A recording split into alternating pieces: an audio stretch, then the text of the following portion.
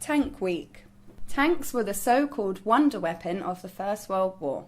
First used in military conflict at the Battle of Flers-Courcelette in September 1916, the public was captivated by the gliding Goliaths of warfare, and the National War Savings Committee strategically used this fascination to sell war bonds and war savings certificates to raise funds for the war effort. Touring tanks were displayed in towns and cities all over the country for up to a week at a time, an event which became aptly known as Tank Week. The crowds that thronged to catch a glimpse of the tank and its accompanying cohort of soldiers and dignitaries were encouraged to buy war bonds and war savings certificates.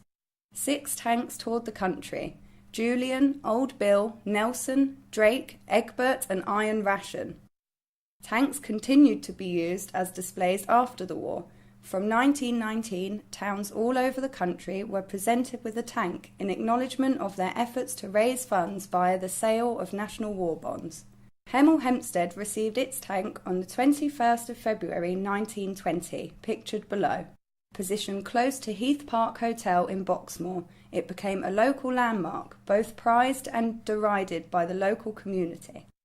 The image on the top right shows a tank on Berkhamsted High Street, and below an artistic impression of what Berkhamsted is to be saved from to help encourage people to donate to Tank Week. Tank Week in March 1918, Berkhamsted raised $55,000, the modern-day equivalent of over $2,530,000. Hemel Hempstead raised $47,000, the modern-day equivalent of $2,162,000.